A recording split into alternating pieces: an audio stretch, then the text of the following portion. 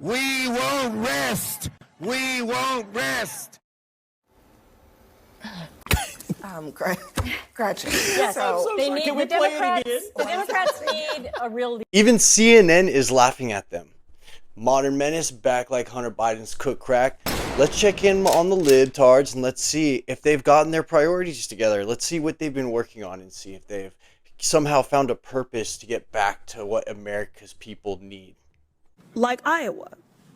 Governor Reynolds, let's learn more about the state. Do you know what percentage of Iowans are white and what percentage are black? I don't know the exact percentages, no. We're by far a larger percentage of white population. That's correct. Iowa is 90% white and only 4.5% black. So that is drastically different from the national population. So when Republicans suggest Iowa should be a national model, they're advocating for a government that doesn't reflect our country. So let's talk about what this model. Milk Dud Big Mad. You can see Milk Dud Big Mad about the population not being completely 50-50, which she's always worried about just black people, making sure that, I don't know how she's going to fill all these black people into all these states. Like, they're only 13% of the population, but somehow you're just going to like force 50-50, but she doesn't care about any other race. It's just the black people. So now we're going to get into the biggest race hustler in Congress. And she's always being asked back to CNN. I don't know why, because all she does is spew vile hatred and just always saying the worst shit. And she goes on here and just blatantly lies, and it's just retarded. But this woman, like, she got checked by Nancy Mace and didn't want no smoke. For all her hatred for white people and how much she hates white people, maybe she wants to be one, I don't know. She hates them so much, but white people live rent-free in her brain, so I don't know what her deal is. But Nancy Mace called her out, said we could step outside, and she got quiet real quick. But let's take a look at this clip. This is very simple. We right now have a white supremacist that is sitting in the White House. He is backed up by other white supremacists.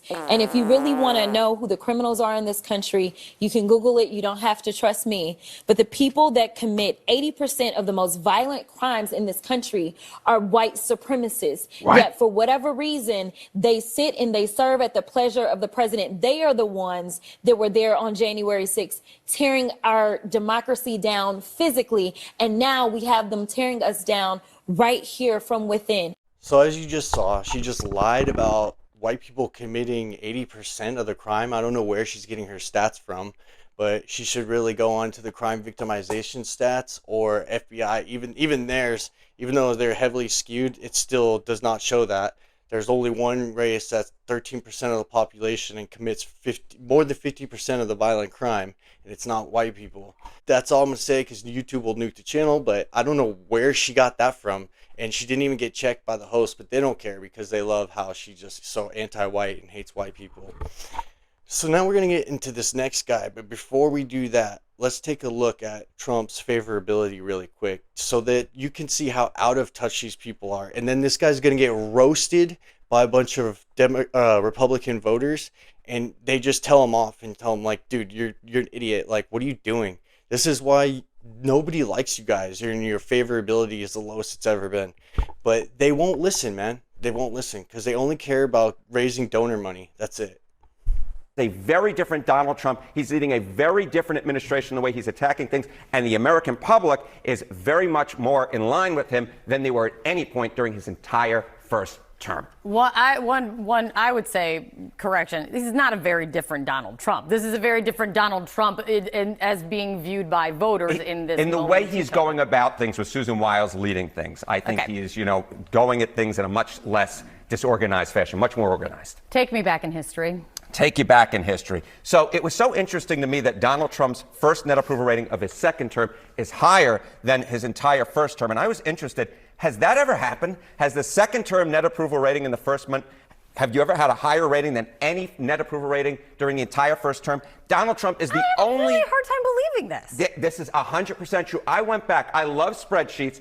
Donald Trump's is the first guy ever whose net approval rating in the first month of his second term is higher than any rating that he had his entire first term, Kate Baldwin. Yes. This is true. I don't make stuff up. The numbers are the numbers. I believe you in nothing except when you have it in the wall, and then I believe everything you say. That's exactly right. Which is why he's describing what is currently the dumbest strategy in politics, which is Democrats taking the 20% side of every 80-20 issue in America.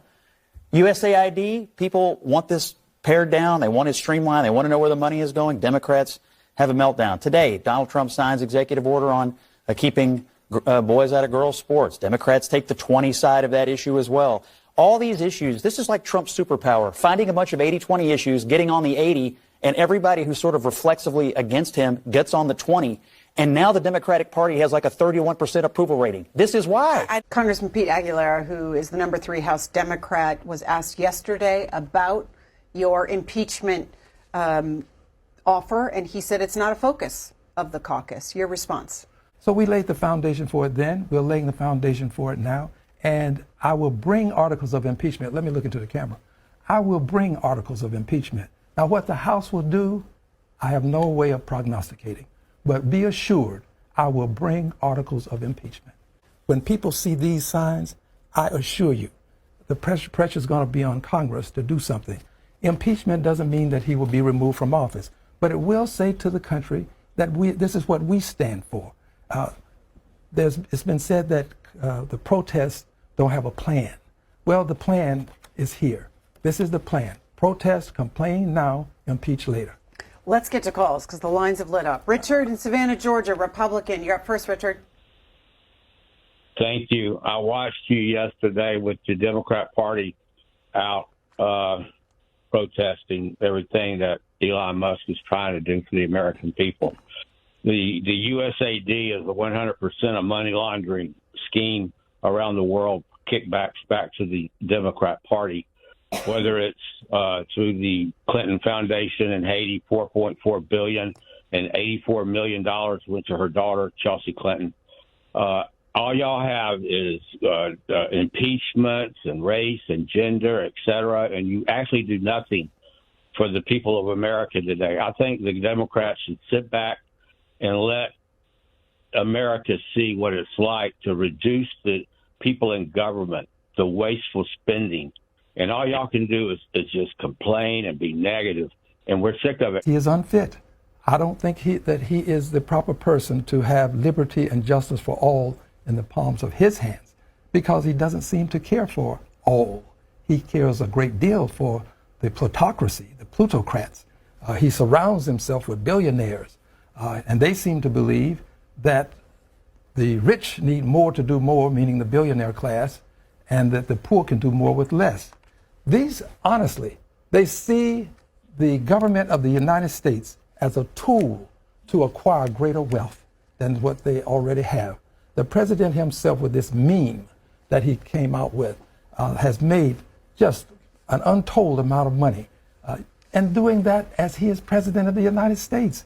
Is this what we want in a president? So I don't have a high opinion of him in terms of what he does. I do have a deep abiding affinity for his humanity. His humanity is important to me, and I respect his humanity. But his behavior is just unacceptable, and he needs to leave office. Chuck is a Republican in Syracuse, New York. Good morning to you. Good morning. I find it very disappointing that Mr. Green is going to waste time on another impeachment effort. He is on the financial committee there.